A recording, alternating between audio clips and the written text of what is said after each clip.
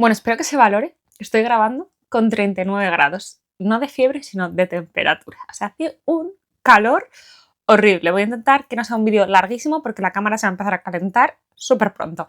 Y aprovechando que estoy aquí pasando unos días en casa de mis padres en Madrid y que tengo muchos libros aquí, he estado como, repasando mis estanterías a ver qué hay. Y he pensado empezar una serie de vídeos que habrá de vez en cuando, que va a ser hablando de libros olvidados o de libros que a mí me han gustado mucho, que me gustaron mucho cuando los leí, pero que creo que no se habla demasiado de ellos en redes por el motivo que sea. Y nada, mi intención es un poco rescatarlos y contaros de qué van y un poco mis impresiones de ellos por si acaso te interesan y te da ganas de leerlos. Si quieres saber cuáles son, pues quédate, que allá vamos.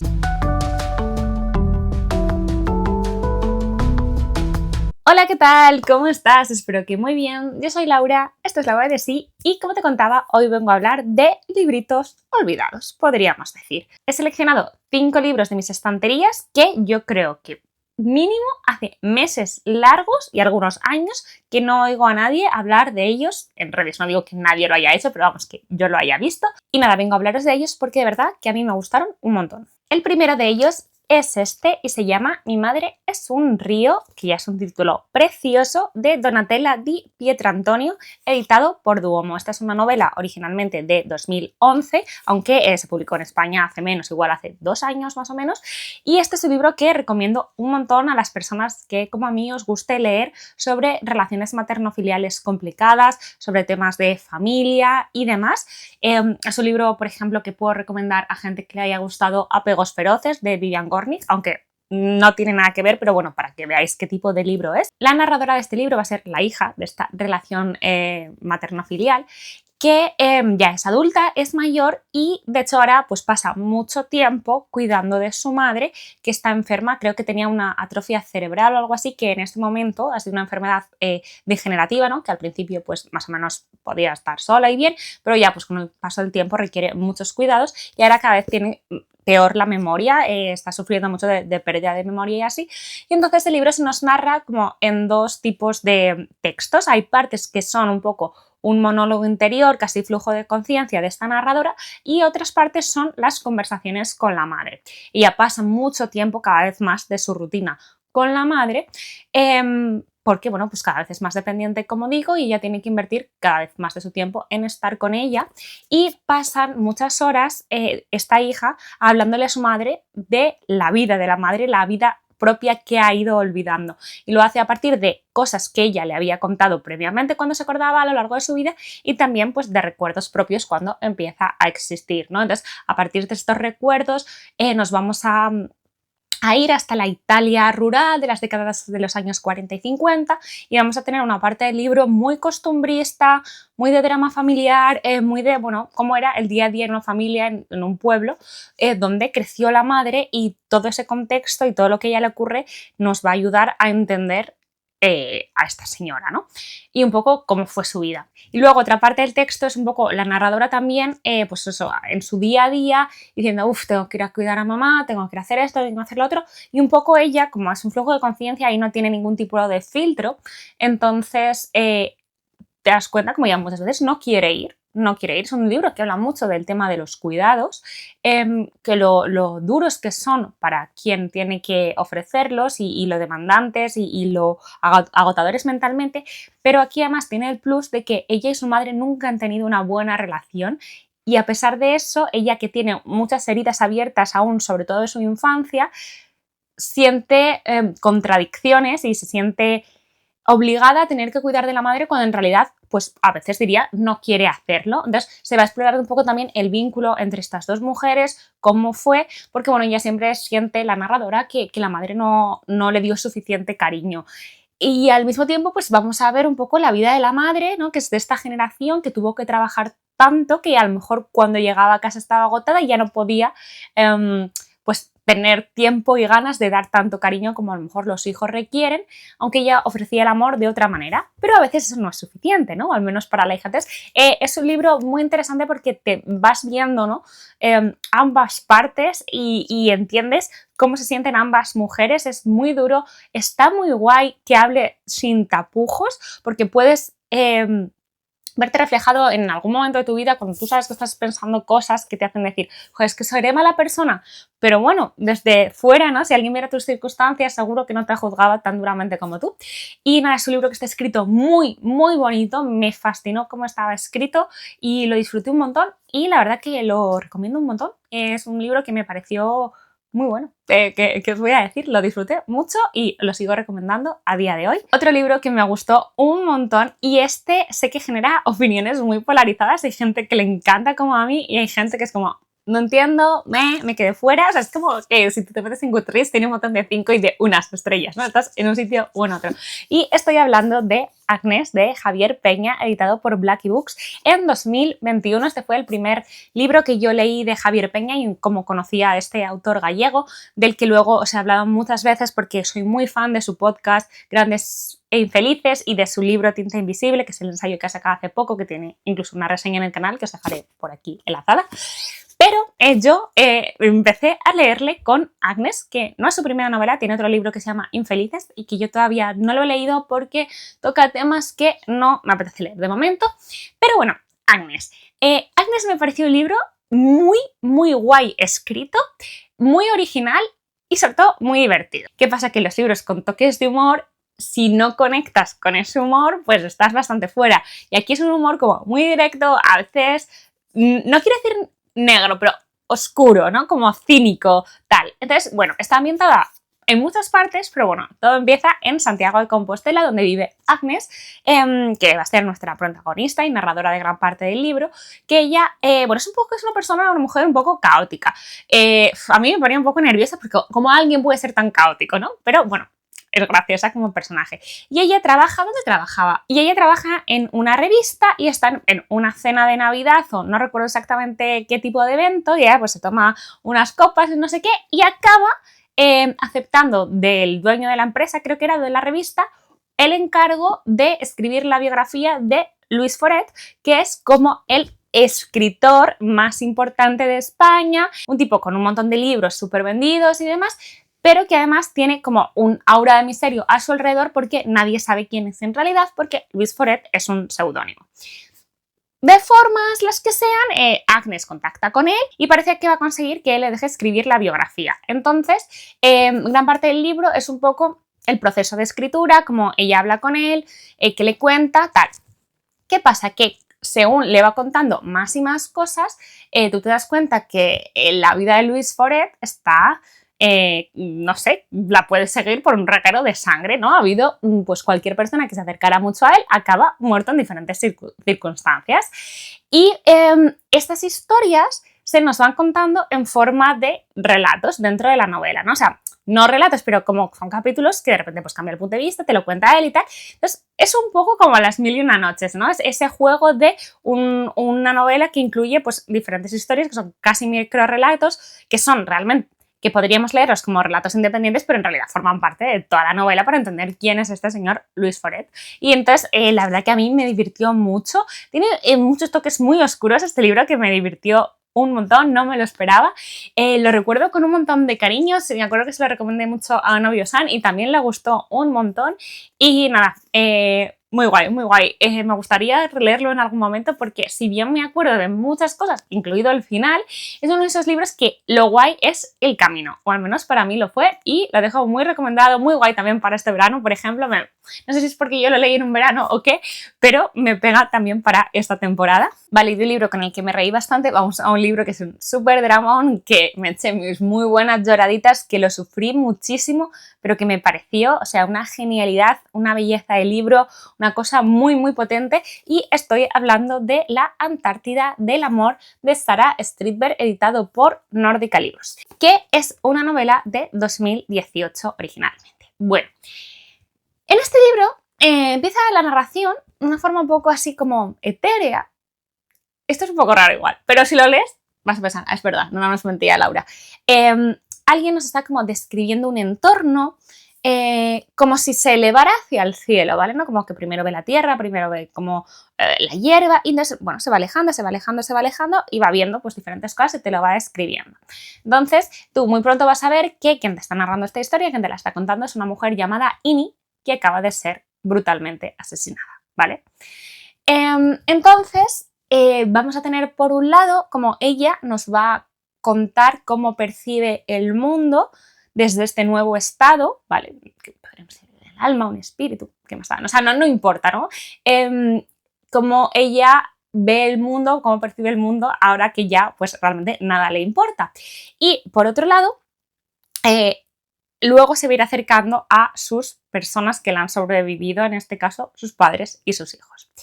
Y vamos a ver sus historias. Entonces vamos a ver pues la historia de los padres en el presente, como ella pues, ha desaparecido y la buscan desesperadamente y cómo están esos padres ahora y qué tal. Y también no solo esta parte de futuro, ¿no? De la gente que la sobrevive, también un poco cómo Ini llegó a el momento en el que fue asesinada, cómo ha sido su vida. Entonces también en esa forma conocemos cómo los padres han llegado hasta aquí, cómo todo al final esas vidas están interrelacionadas evidentemente. Y un poco también pasa lo mismo con los hijos de Ini, que en este caso también es muy importante entender pues, las circunstancias de ella, cuándo los tuvo, cómo se ha criado y cómo están o dónde están ellos en el momento en el que ella le arrebatan la vida. Hay escenas las de que cuando ella está siendo asesinada que son durísimas y son de una violencia explícita grande. Lo que pasa es que no son tantas escenas, pero bueno, es verdad que se pasa mal. Pero es que se pasa mal en todo el libro. Es un libro muy incómodo y es un libro además como que te pone como lector en posiciones muy complicadas porque Ini, si bien es la víctima de un asesinato, no ha llevado una vida modélica. Según conocemos las vidas de sus hijos y las de los padres más, pues vamos a ver que vamos a tener mucho conflicto con Ini, ¿no? Y a pesar de que evidentemente tú siempre estás en una posición desde que tú sabes desde el principio lo que a ella le ha pasado y tienes una enorme empatía por ella, el libro es tan profundo y tan complejo en lo que te hace sentir, no complejo de leer, que te mueves. No en ningún caso te alegras de lo que le ha pasado, pero llega un punto que tampoco te cae bien ella, ¿no? Dices, Dios, qué horror lo que te ha ocurrido, pero puf, tía, todo lo que has hecho. Entonces es un personaje súper gris, tan gris que se siente muy real.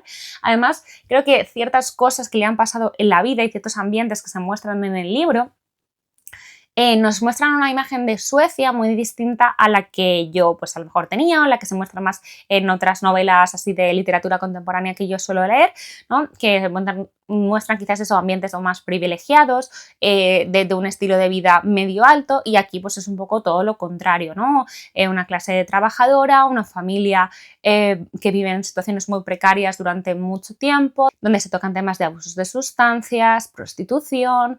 Bueno, es un libro durísimo, pero yo no he leído nada así, ¿no? Es como esos libros que, ¿con qué lo comparo? Con nada, no sabría con qué compararlo verdaderamente porque es una cosa como muy especial y sobre todo eso, cómo me hizo sentir. Hay muchas partes que yo leía de verdad con un nudo en la garganta diciendo, o sea, madre mía. También tiene muchas relaciones materno-filiales complicadas, por cierto, que me ha venido a la cabeza porque hay una parte, ¿no? En el libro, más o menos al final, que tiene que ver mucho con Ini y con su madre. Que yo además es que iba en el tren llorando a mares, no sé lo que pensaría la persona de al lado, pero de eso que no podía dejar de leer, de lo sobrepasada de emociones que me sentía. Y no es un libro de lágrima fácil en el sentido de no va a hacerte daño, ¿no? Este libro de mis libros favoritos, o sea, así os lo digo, de mis libros favoritos, una pasada. Y seguimos alternando muchos diferentes de libros de mucho drama, libro divertido. Mucho drama, libro divertido. Bueno, no sé si divertida es la palabra, pero curioso, desde luego no un gran drama. Y estoy hablando de este libro que se llama Gigantas, que está escrito por Muriel Maguillan en francés, no sé cómo se pronunciará, que está editado por Irrigador, ¿vale? Y esta es una novela de 2021, ¿vale? Este libro tenía todo para gustarme, porque os cuento la premisa. La protagonista se llama Laura y le encanta la literatura japonesa. Bueno, y aquí se acaban los paralelismos, pero bueno, esta señora pues tiene una vida bastante normal, está casada y trabaja hecho en la empresa del marido, que es de bla, cualquier cosa, no nos importa. El caso que ella le encanta la literatura japonesa y nos va a contar un poco su historia en relación con Japón y con la literatura japonesa. Es un país y una literatura a la que se empezó a acercar un poco por casualidad desde pequeña porque tuvo un sueño, no sé qué, y desde entonces pues es súper fan. El caso que en la biblioteca de su barrio, a la que acude regularmente, va a venir, pues no me acuerdo quién iba a venir, alguien que tiene que ver con la literatura japonesa. No recuerdo si era un autor, si era un editor, no recuerdo exactamente, y ella va a ir al coloquio a escucharlo y tal. ¿Qué pasa? Que en el último momento falla el entrevistador y la bibliotecaria que la conoce le pide el favor y dice: es un marrón, lo siento muchísimo, pero por favor puedes llevar tú la entrevista porque es que si no tenemos que cancelar esto y va a ser una pena. Y ella, bueno, pues acepta un poco, pues tal. Y resulta que lo hace súper bien y sobre todo ella se siente muy bien, ¿no? Como que encuentra un espacio en el que le gusta y pues nada, pues la vida sigue. ¿Qué pasa? Que a partir de ese momento ella nota que está empezando a crecer y cada semana, cada tal, mide más y más centímetros hasta irse convirtiendo en una giganta. La historia de Laura se va a ir compaginando con otros capítulos que van a tener otra narradora que a mí me desconcertaban un poco al principio, tampoco entendía muy bien de qué iba y de hecho me molestaba bastante cuando tocaban esos capítulos porque me interesaba mucho la otra historia. ¿Qué pasa? Que cuando llegas al final realmente todo tiene sentido y le aporta una capa mucho más grande, sobre todo a nivel simbólico, ¿no? Para un poco aclarar de qué está pasando aquí, ¿no? Porque está claro que este es un encuentro con lo mágico en cierta manera porque quiere hablarnos de algo, ¿no? Está haciendo una simbología de ciertos temas. Entonces, bueno, este segundo tipo de texto, digamos, podríamos decir que la autora juega o quiere jugar a contarnos cómo se concibió esta historia o quizás, bueno, nos quiere hablar de la historia de una escritora a la que le pasan cosas y a partir de esas cosas escribe un libro, que puede ser este o no, pero... Entonces, es un libro que recomiendo muchísimo si te gusta la literatura japonesa porque te va a dar ganas de leer un montón de libros y se siente como hablar de literatura japonesa con un amigo o con una amiga porque vas a encontrar como muchos puntos en común y está muy guay. Y luego tiene este punto de encuentro con lo extraordinario, como os digo, con lo mágico que te hace sentir como que esta historia de Laura es como una fábula en realidad, pero que luego se te contrapone con esta parte súper realista de los otros textos. Es un libro muy particular. Del que no he oído hablar nada, yo lo disfruté muchísimo, me pareció súper inteligente, que busca hacernos reflexionar y busca hacernos hablar sobre nuestro lugar en el mundo, cómo a veces nos conformamos con el lugar en el que los otros nos ven o en el que nosotros mismos a veces nos asignamos por ningún motivo, cuando en realidad podríamos estar ocupando otro espacio, un espacio más grande, un sitio donde estuviéramos más cómodos, puede ser lo que sea, también para hacernos reflexionar sobre la normalidad y también con lo que hacemos como sociedad cuando algo no encaja en lo que consideramos canónico, estándar, normal, lo que queramos. También un libro que habla mucho de la diferencia entre las apariencias y la percepción ajena de las cosas. Bueno, muy guay. Os lo recomiendo un montón, es un libro muy especial. Y el último libro del que quiero hablaros es brutal, pero este libro es buenísimo, es más bien durillo y se trata de El descenso de Hannah Kavan, editado por Nabona. Esta es una obra de 1940 y son unos relatos interconectados claramente, que tienen un tinte autobiográfico bastante fuerte. La autora francesa Hannah Kavan tuvo una vida bastante complicada, con muchos temas de adicciones, internamientos, problemas de salud mental, paranoia, depresión. Bueno, la verdad que ella lo pasó muy mal y se ve muy bien en este libro que se llama El descenso en español, aunque originalmente se llama Asylum Peace, que es igual menos evocador y simbólico, pero también nos muestra mucho más claramente de lo que va a hablar. El descenso también nos da una pista, ¿no?, de lo que nos vamos a encontrar, que es este descenso a los infiernos de una persona en su lucha por intentar estar bien, en su lucha con la vida. Es un libro que nos va a hablar mucho, por supuesto, de lo duro que es vivir una enfermedad mental, lo alto que son los muros que ve una persona que está sufriendo, que está enferma de lo que sea, que muchas veces son muros mentales, pero que al mismo tiempo son muy difíciles de trepar, son muy difíciles de buscar una salida de ellos. Estos relatos tienen muchos puntos en común, no solo en relación a la temática, hay algunos que son como más evidentes, de mira, estoy internada en este sitio y me está pasando esto y lo otro, pero hay otros que no. ¿no? Hay otros que parecen tienen casi como un punto de thriller psicológico, de misterio, de persecución, un poco así. Y yo recuerdo cuando llevaba 3 o 4 relatos leídos que me estaban encantando, no sé qué leí exactamente, que de repente mi cabeza hizo un clic y dije, ah, calla, ¿no? Y entonces de repente como que vas entendiendo, ¿no?, el simbolismo detrás de diferentes elementos que se repiten, que cuando te está hablando de esto igual está haciendo una referencia a esta otra cosa, al sentirse atrapado, al sentirse perseguido.